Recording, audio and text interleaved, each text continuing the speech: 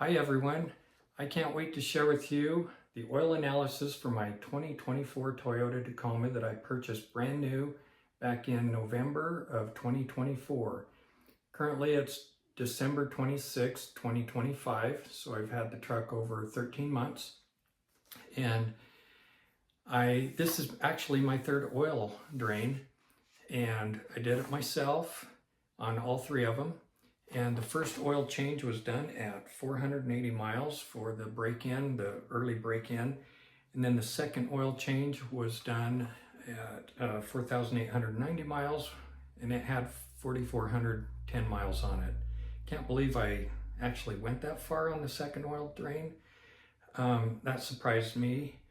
But this third one, I went only 3,500 miles because I wanted to cut it back a little bit, because the first two in the drain pan where the oil was, where it drained into, I would take that oil after sitting for about an hour, and I would pour it into the other container where I would dispose of it. And at the bottom there were a lot of wear metals, and to my eyes it was excessive. And so that's why it surprised me that I actually went 4,400 miles on the second one, because that one looked the same. It was still excessive, and it kind of worried me. So I thought, okay, on the third one, I'm going to go 3,500 miles. And when I actually dumped that oil for the third time, I waited about an hour, let all the wear metals and contaminants settle down to the bottom, and it looked the same. And so I was kind of worried, and I had a little anxiety over this. I'm like, oh, is my truck, is it having excessive wear done to it? So I actually did send in an oil, in for an oil analysis to be done on it. Very concerned, and it finally came back, and I can't wait to go over it with you. So I'm gonna just walk up here to the camera, and I actually had Schaefer's Manufacturing. They have a company called Webscope PM. It's a preventative maintenance oil analysis that I had done through them. And there's also a company called Blackstone Laboratories, and you can go to their website also, and they can walk you through the process of how to get started on getting an oil analysis done on your vehicle. And it's very eye-opening. It's very educational. You can, study trends that may be developing over time on your vehicle and based on your driving and so on. So it's very informative. And so I'm going to just show you a little bit about my oil analysis. And here's all of the additives, and we have it sectioned off with wear metals in this first section. And I actually called Webscope and talked to one of their oil analysis representatives. And he said that these three they're marked with a star, which is iron, copper, and aluminum.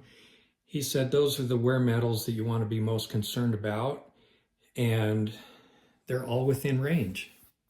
And here I thought that they were excessive, but there's no codes that are in these lines here, like on these two, and I'll explain these two later. But let me go over the codes with you.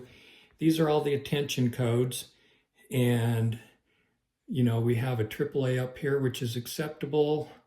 Then we have critical, excessive, severe, severe below, caution, slightly above normal, slightly below normal, trend.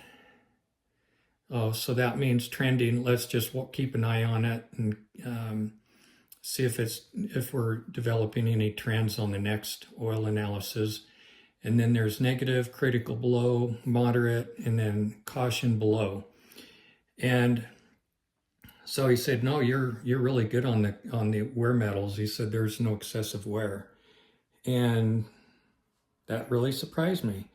So the caution was here in the silicon and boron section, and in the notes up here it says silicon is elevated, possibly dirt as silica. Check for source of dirt entry, boron slightly high, possibly or possible contamination with another fluid or very slight antifreeze leak. Glycol test is negative, however, resample at normal interval. So that means I get to go another 3,500 miles, and then we will see what happens here. The oil analysis representative at WebScope told me that this may not be a problem and should decline or go away on next analysis. Look for any trends developing. And so he didn't think there was really anything to worry about because I told him this was a new engine. He could tell just by the miles because it gives here the date of the oil change was on November 17th. The date the oil analysis was actually received was December 8th, 2025. And there was miles on oil, 3,500 miles. And my vehicle had 8,390 miles on this third drain right here, representing this oil analysis. So anyway, I'm excited actually. He did say that, yeah, the new vehicle, it can be high for a little while on silicon and boron, but he said, let's just keep an eye on it. And if it's the same or a little bit higher, then we should look into it a little bit further. But I don't think it will. The wear metals, on the other hand, really surprised me. But he said, no, it's normal. And he said it will probably take a lot, quite a bit longer for this engine to break in. So he said, you're going to see higher than normal wear metals in your oil for a while till the break-in period's complete.